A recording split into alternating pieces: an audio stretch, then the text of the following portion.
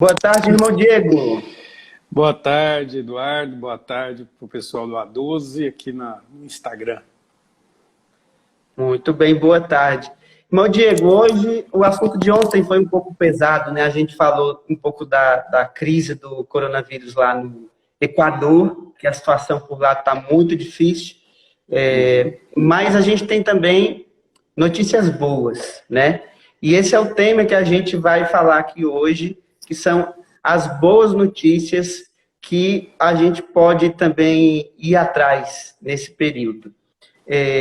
Antes da gente começar, né, eu gostaria de perguntar para o senhor, né, como a gente pode alimentar a esperança em nós nesse período? Pois é, Eduardo. A gente fica sempre pensando aquilo que a gente consome, aquilo, não só o sentido daquilo que a gente come, mas daquilo que a gente consome aqui, para a cabeça, para o coração. Isso tudo faz nos manter esperançosos ou desesperados. Eu acredito nisso, né? Se a gente seguir a onda, por exemplo, dos próprios noticiários e querer ser uma pessoa bem informada não significa necessariamente ficar o dia inteiro acompanhando o noticiário, não tem nada a ver uma coisa com a outra. Hoje em dia a gente precisa, inclusive, saber selecionar. Mas se a gente for capaz de buscar, na medida certa, a informação e buscar também saídas, rezar e buscar saídas para as dificuldades que enfrentamos, eu creio que assim a gente consegue alimentar a esperança no coração. Perceba que eu não coloquei aqui nada específico da fé, pelo menos até agora. Mas é claro que a leitura da palavra de Deus, os momentos de oração, tudo isso pode, com certeza, nos ajudar e alimentar a nossa fé, a nossa esperança, mas eu penso que a gente também precisa buscar em outras fontes a ver o quanto a vida é bonita, né? A vida não deixou de ser bonita. E ser capaz de perceber isso nas pequenas coisas, como o belo da vida continua. Uma criança que nasce, um animal que você cria e que faz um gesto de carinho para com você, uma pessoa que agora você gostaria muito de estar perto, mas que só, infelizmente, é mediado pela tecnologia, e há todo um esforço para este encontro. Eu creio que todos esses pequenos gestos que demonstram o simples e, ao mesmo tempo, o nosso esforço de estar junto, são, sim, ocasiões para alimentar a nossa esperança. Então, vamos ler bons livros, vamos escutar boas músicas, vamos ver bons filmes, vamos rezar. E como as pessoas têm rezado muito esses dias, mais do que em qualquer outra Semana Santa, pelo menos nos meus quase 38 anos de vida. Então, tudo isso ajuda a nos manter com esperança. Eu acredito nisso. Se você ficar correndo atrás de notícia ruim, é o que mais tem, infelizmente, e isso, de fato, pode nos criar ansiedade, tirar o nosso sono, deixar a gente sem saída. Problemas todos nós temos, independentes dessa pandemia ou não. Mas a esperança é o que nos fortalece para enfrentar todas essas dificuldades, não é mesmo? Com certeza, né? Eu acho que claro, é importante a gente estar informado, né? Mas a gente não precisa ficar enchendo a cabeça o dia inteiro com essa coisa, porque senão chega uma hora que esgota, né? Uhum. Mas agora, mudando um pouquinho, né, o rumo da conversa,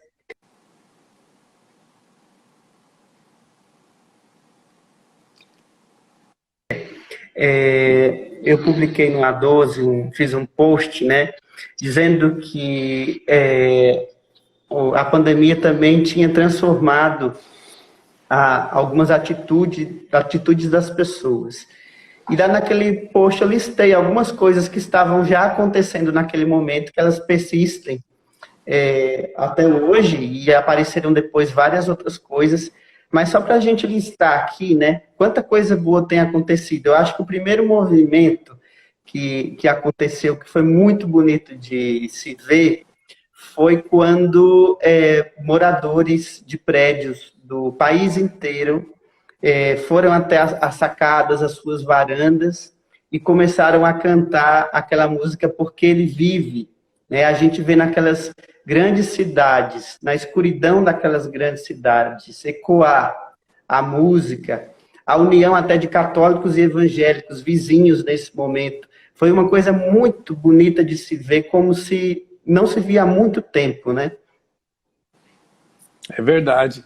Eu fico, assim, essas coisas deixam qualquer coração emocionado. Eu, quando vi essas imagens do pessoal cantando na sacada dos prédios, eu fiquei pensando lá nos cristãos, lá no início do cristianismo, em que a própria profissão da fé acontecia de forma oculta. Nós não estamos em nenhum momento disso, nós temos a liberdade religiosa. Nós não temos a possibilidade agora de fazer isso juntos no mesmo espaço, mas estamos unidos. Esse gesto mostra, me recordou um pouco dessa dificuldade das pessoas professarem essa fé naquele tempo e hoje também, né? Essa fé no Cristo vivo. Ele vive. Talvez o arcebispo aqui de Goiânia, o Dom Washington, falou, nós vamos viver uma quaresma prolongada. Mas com certeza depois, quando as coisas começarem a retomar a normalidade, não sabemos quando isso será, com certeza isso vai nos levando a professar essa fé de uma forma mais viva, inclusive no cuidado e no contato uns com os outros, né? Esse gesto, com certeza, a gente não sabe se o pessoal combinou, se mandou o WhatsApp, se um chegou na janela, começou a cantar, mas cria uma onda bonita. E essa é a onda do amor, do bem que a gente tem que plantar. A gente gasta muito tempo, muita energia para coisas que não dão fruto, para coisas que não aproximam as pessoas, que com certeza só dão prazer e alegria para nós mesmos. Por que não criar uma onda positiva como essa aí, que aconteceram em muitos lugares do mundo, né? Eu posso dar uma cutucada aqui, bater panela é muito importante, mas tem mais coisas importantes e úteis nesse momento, além da bateção de panelas, porque nós começamos uma onda de bateção de panelas que eu acho que já o pessoal não está tendo nem como cozinhar. Então a gente bate panela, pode bater, mas também vamos fazer outras coisas que demonstram alegria. Inclusive na Itália foi muito bonito isso, pela própria forma como as casas dos condomínios lá na Itália, né? O pessoal saía para fazer exercício físico, cada um na porta do seu apartamento, ou para cantar canções populares, canções religiosas. Tudo isso mostra que a vida continua e que a gente pode viver com felicidade, com alegria, apesar das dificuldades. Sim. Legal também, e também eu citei nesse post, né? Apesar da dificuldade, principalmente para quem é comerciante, quem é autônomo, enfim, a crise econômica, ela, para quem não veio ainda, vai vir em pequena ou grande proporção, mas muita gente preocupada em ajudar o próximo sem querer saber o que vem depois. Então, a gente via também pequenos estabelecimentos comerciais que estavam pedindo as pessoas para trazerem o seu frasquinho descartável não, o seu frasquinho de plástico, para levar até 50 gramas de álcool gel de graça. E a gente está falando aqui não em grandes redes de supermercados, mas na mercearia do bairro. Isso eu achei muito lindo também. Aí eu me pergunto, o que eu fiz? Né? Se um empresário, e meu pai foi microempresário, a gente sabe das dificuldades, o comerciante da esquina da sua casa, ele sente a crise muito mais forte que o grande empresário que tem milhares de funcionários. Normalmente o comerciante da esquina da casa, ele está sempre meio que trabalhando para girar o comércio, para poder buscar quase que para repor só o estoque. Ele não junta, não tem lucro.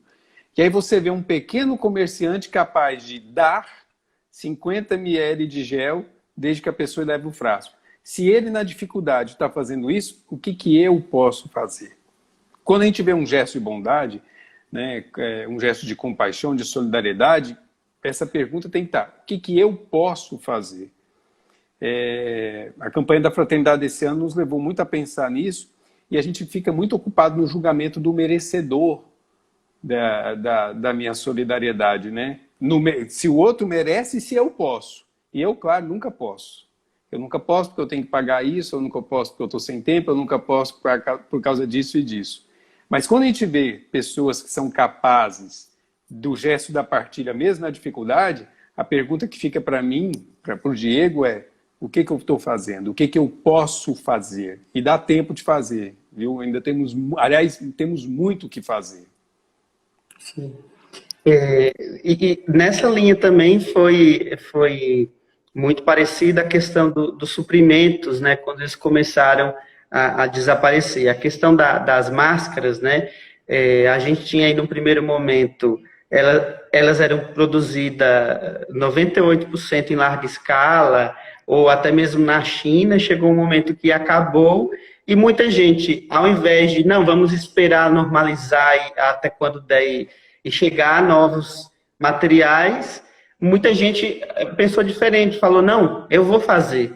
E aí, nessa mesma linha, a gente viu mosteiros fabricando máscaras, né? A gente viu costureiras, pessoas autônomas também, pegava aqueles seus retalhos de pano, né? Tudo isso para poder fazer a doação, para doar ao próximo. E nessa linha aí também diversas pessoas estão fazendo isso, e é muito bonito.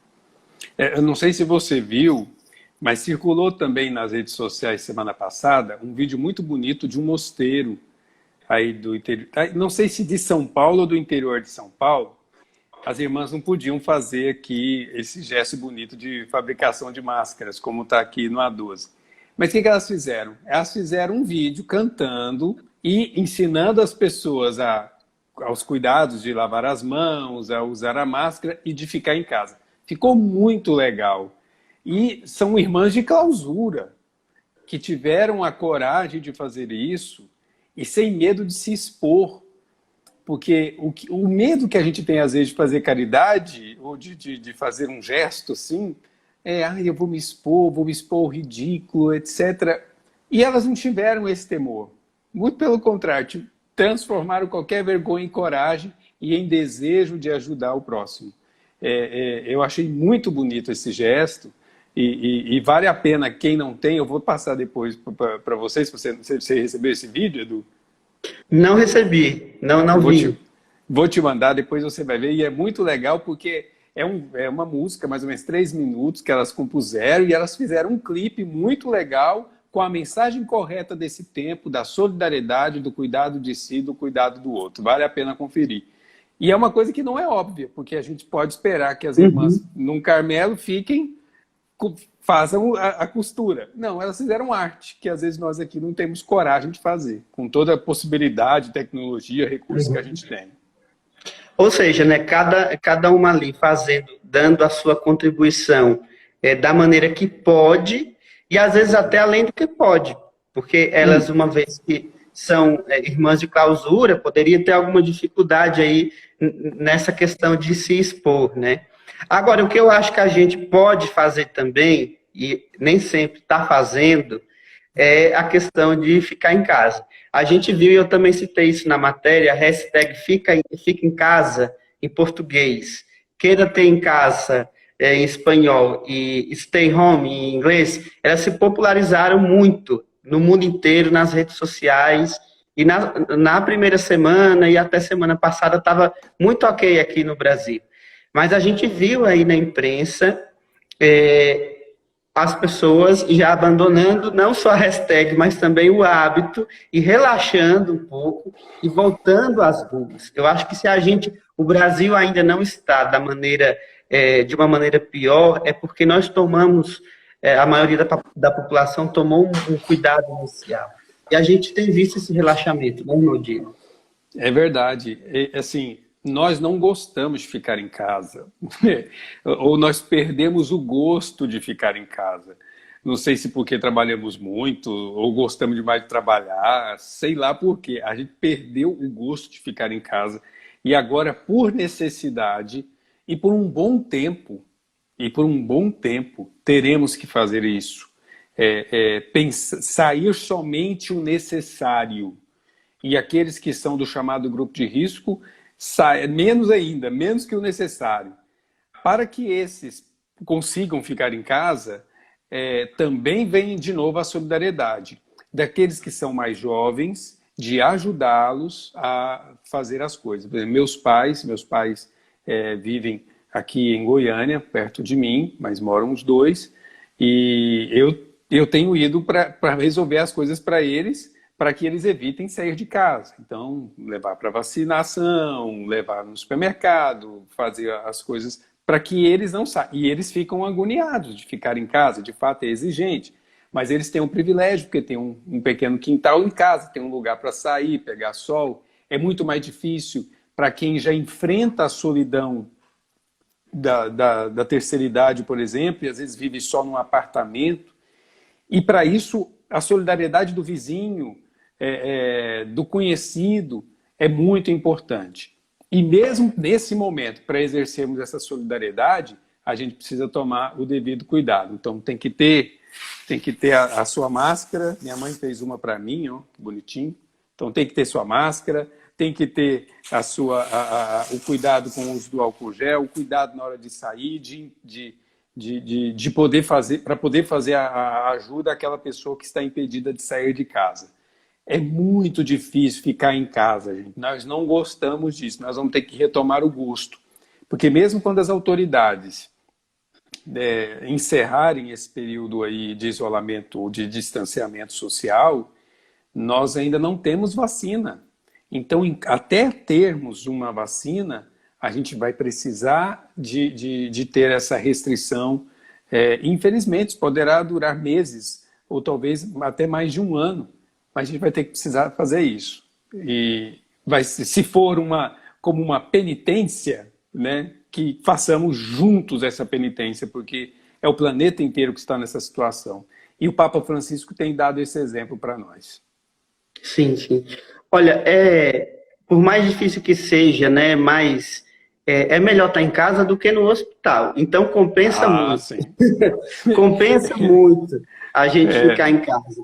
Então vamos fazer isso por nós e pelo próximo. Agora você falou aí no Papa Francisco, né? O Papa Francisco ele tem sido muito criativo nas coisas que ele tem criado para poder manter tudo em movimento lá no Vaticano, na nossa fé católica e tudo mais. E ele tem pedido também a nossa criatividade, né?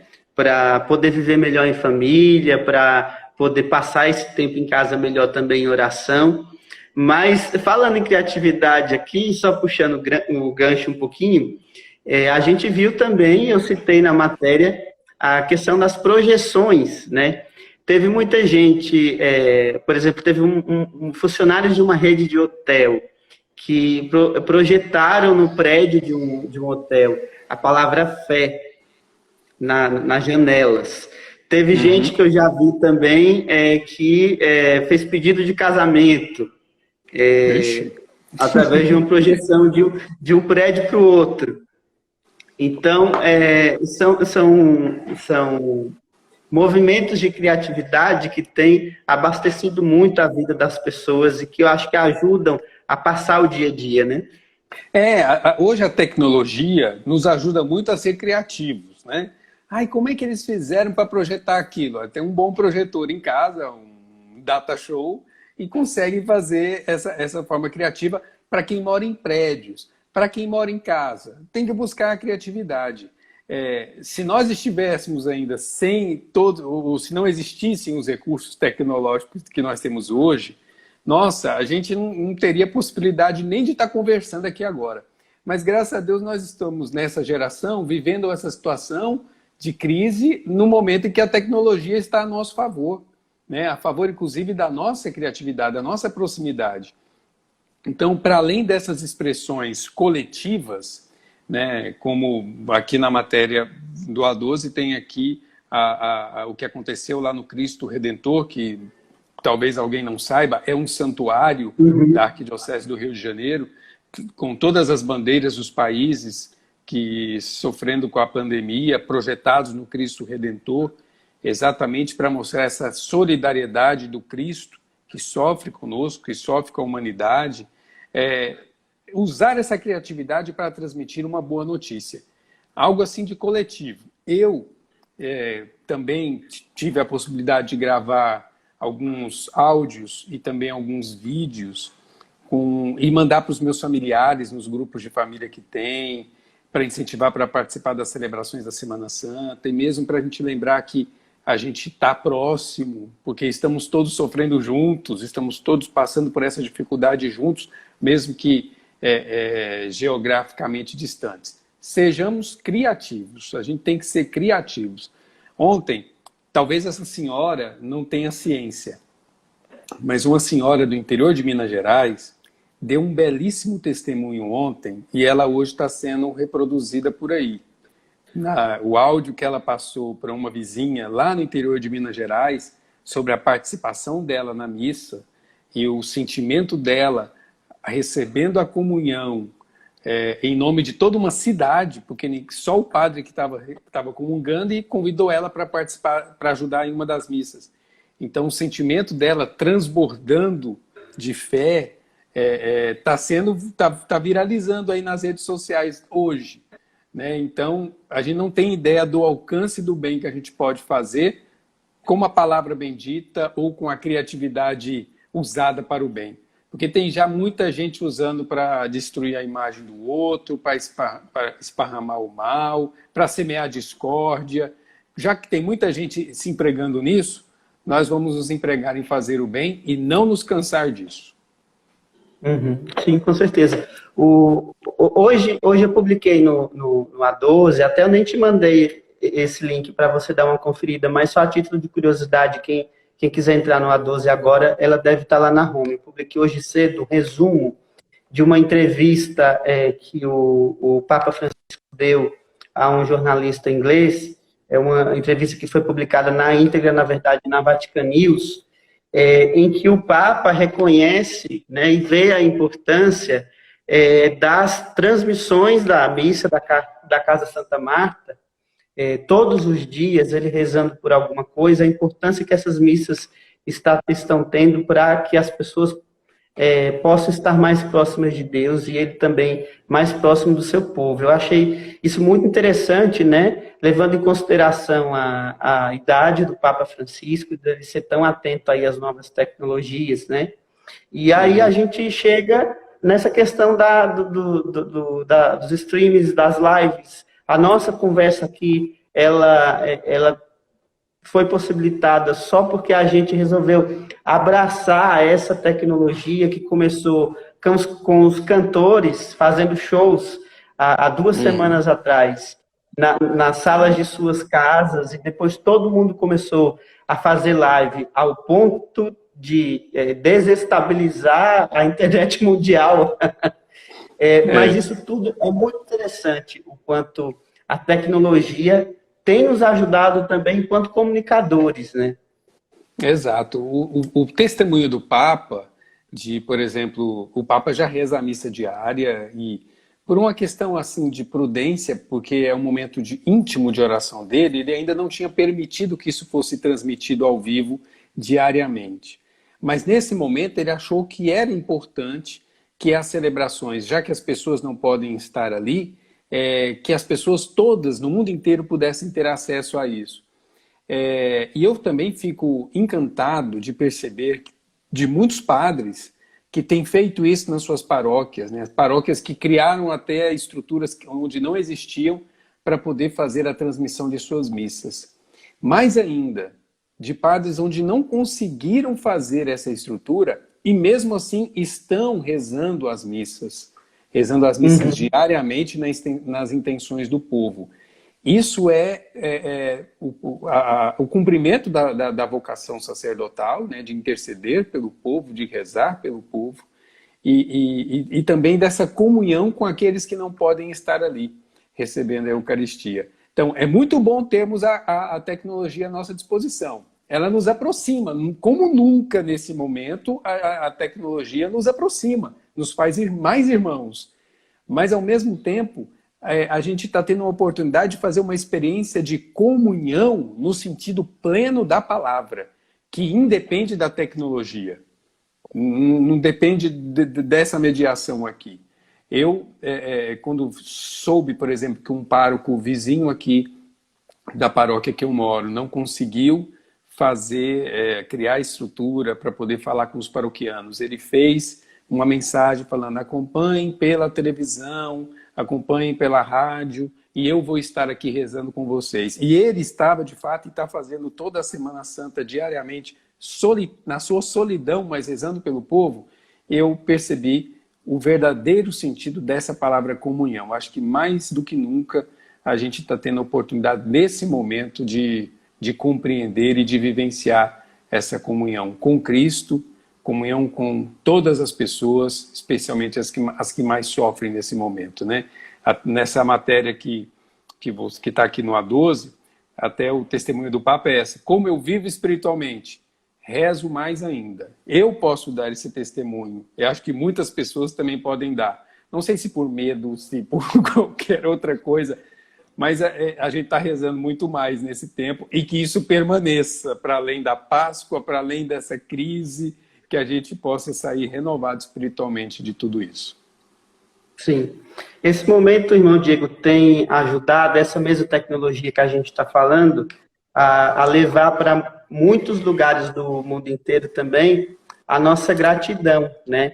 E é o que fez um ilustrador iraniano que começou a desenhar ilustrações muito bonitas, muito profundas até. Se você vê o desenho, tem tanta coisa ali em cada imagem. Vocês podem conferir também no A12, uma matéria que a gente colocou lá, reproduzindo essas imagens que ele fez, por pura gratidão, aqueles profissionais que estão na linha de frente, né? Médicos, enfermeiros, bombeiros e outras profissões também, e ele continua fazendo cada dia mais. Eu não vou saber falar agora o nome desse artista, porque eu não sei pronunciar, porque ele é lá do Irã, mas essa matéria tem o Instagram dele. É uma coisa assim. No Instagram dele tem todas as ilustrações. E eu entrei no Instagram dele e eu escrevi lá thank you em inglês, porque a mesma gratidão que ele teve por essas pessoas, eu acho que as pessoas também deveriam ter por ele, de ter expressado essa profundidade, né? Tem uma das artes aqui que ele fez, que mais me impressionou, o paciente está enfermo na cama, é a número, deixa eu ver aqui, aqui é a número 8. O paciente está lá com um respirador deitado na cama e ele olha para um vidro, e esse vidro tem 2 médicos segurando com uma bonita paisagem, mas é uma paisagem que talvez até não seja real, porque o real que aparece nas outras janelas é o vírus disseminado. Porque, de fato, a gente tem que comunicar esperança mesmo no tempo de adversidade. Isso não quer dizer que a gente vai mentir, mas que a gente tem que encontrar a esperança mesmo numa chama que está quase se apagando, no meio de toda uma escuridão, uma chama fraca, mas aquela é a esperança, e é nela que eu me apego.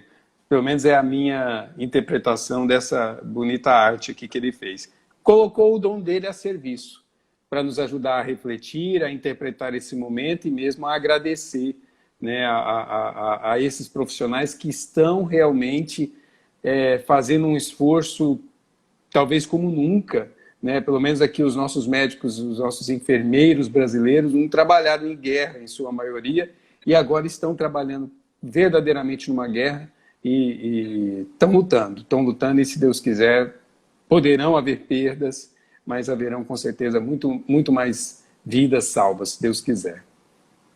Sim. Então, Diego, agora uma última notícia boa aqui, que a gente tem encontrado, é que também o Papa, o Vaticano e cardeais, eles têm feito muitas doações, né? Primeiro, lá atrás, antes o primeiro caso do coronavírus ter entrado dentro dos muros do Vaticano, o Papa já fez uma doação para a Caritas. Depois veio uma doação de respiradores, né? Para quem muita gente tem aí dizendo que a igreja não faz nada, fica dentro dos seus muros, das suas riquezas e tal. A igreja tem feito muita coisa, as pessoas não têm noção. E agora o alto escalão dos cardeais, eles vão fazer uma doação em dinheiro e o próprio Papa Francisco que vai poder identificar qual será o melhor lugar para que ele possa enviar essas doações, né? Esse gesto é muito interessante. Tem uma música que rodou um tempo atrás que falava: se você fez um pouco, você pode fazer um pouco mais.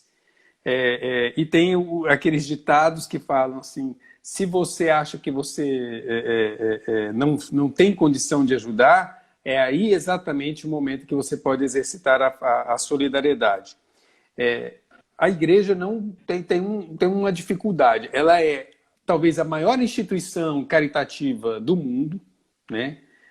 Através de várias obras sociais, através da ação anônima e individual de muitos cristãos, de muitos católicos. E não dá publicidade para isso, né?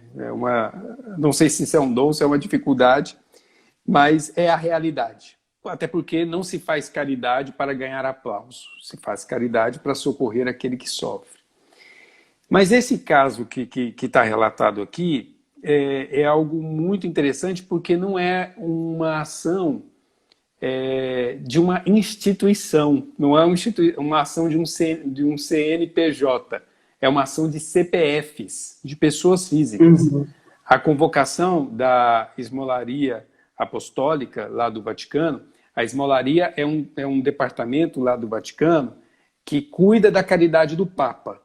Quando a gente vai ao Vaticano e quer levar como lembrança aquele quadro da bênção papal, a gente dá uma esmola ao Papa, uma ajuda ao Papa. Aquilo não é venda de bênçãos. A gente pede aquela bênção papal, pela confecção daquele diploma, a gente faz uma oferta ao Vaticano. E essa oferta é convertida na esmolaria apostólica às ações de caridade do Papa no mundo inteiro. Só que nesse momento, o que o Papa propôs? A capela papal, que são todos ali os que trabalham perto do Papa, que cada um dê do seu. Então não é daquele dinheiro que já existe ali das doações dos fiéis, até porque, como não está tendo visitas ao Vaticano, não tem nada lá, né? Não deve ter aquela entrada comum. É que cada um faça uma contribuição. E isso é que é muito bonito. É tocar no nosso bolso. A caridade com o nome dos outros. O outro ajuda. Minha paróquia ajuda, mas eu nem sou dizimista. O padre fulano ajuda, eu acho bonito. Não é hora de achar bonito. É hora da gente mesmo fazer alguma coisa. E acho que os assessores diretos do Papa, os superiores maiores de Roma, estão dando um bonito exemplo, porque estão sendo convocados e convidados, na verdade, porque ninguém é obrigado, convidados a dar um pouco do que tem, um pouco do seu dinheiro pessoal. E com certeza, que seja para comprar uma máscara, que seja para comprar um respirador, um medicamento, isso vai fazer muita diferença na vida de alguém em algum lugar do mundo. Sim, vidas serão salvas, com certeza. Irmão Diego, gostaria de agradecer muito a sua participação aqui na nossa live de hoje. Foi muito gostoso conversar com você. E queria que, antes da gente terminar aqui, você mandasse uma mensagem para todo mundo que está nos acompanhando hoje. Pode mandar abraço para um povo aqui? Tem um povo aqui que está vendo. Pode, fica à vontade. O Leoric Fernandes, é amigo meu, também está vendo aqui. O padre Diogo também estava vendo, um abraço para ele. Um abraço também para a Cássia Fernandes aqui em Goiânia, que está vendo a gente. O diácono Kaique, que está aqui no quarto do lado e está vendo aqui também essa live. O padre Sidney. Também aqui alguém tinha mandado aqui um abraço. O André, que é um abraço para você, André Cunha. Cadê? Aqui. O meu amigo Renan, lá em Anápolis. Um abraço para você, Renan. Um abraço, quem mais para quem? A Cissa Eudora. Eu não estou conseguindo identificar aqui, mas um abraço para ela. Para minha prima Aline, que também está vendo a gente. Aqui falando de boas notícias. O padre Diogo. E quem mais? Tem um povo que a gente não conhece. Sintam-se todos abraçados, então, viu? Participando aqui. Ah, o Padre Frederico Ozanam, que está aqui também acompanhando. Olha, são dias difíceis. Ah, o Filipinho aí do A12, um abraço para você, Felipe. Então, são dias difíceis que nós estamos vivendo e a gente pode escolher como viver esses dias. A gente pode ficar ligado no noticiário com números de novos infectados, atentos a esse número que pode subir, que pode descer, a uma cura que pode vir hoje, que pode não vir, que pode vir daqui a uma semana, que pode vir daqui a um ano. A gente pode ficar atento a isso e deixar o nosso coração numa ansiedade sem fim, num desejo sem fim de que tudo isso seja superado. E isso não nos faz bem. Ou nós podemos alimentar o nosso coração de coisas boas, percebendo a boa notícia acontecendo e sendo anunciada hoje, percebendo os gestos de amor, de carinho, de solidariedade que acontecem hoje e também realizando esses gestos. A gente tem essas duas escolhas, o caminho da ansiedade ou o caminho da esperança. Eu vou seguir o caminho da esperança. Vou ler um bom filme, vou ler um bom livro, vou ouvir uma boa música, vou rezar mais, vou fazer exercícios físicos, vou cuidar das pessoas que estão perto de mim, vou rezar por elas e vou me informar naquilo que é necessário. 1 hora, 2 horas por dia, no fim do dia ou no começo do dia, é o suficiente, é o suficiente. Viva a vida é bonita, é muito mais bonita do que alguns dias ou alguns meses que nós vamos ficar nessa situação. Vamos viver porque a vida é linda. Eu amo viver, viu, Eduardo? Ah, eu também, quero viver bastante ainda. Amém, amém. Vivamos juntos. Irmão Diego, brigadão, viu? Lindas palavras suas. Muito obrigado. Um abraço, feliz Páscoa. Você também. Tchau, tchau.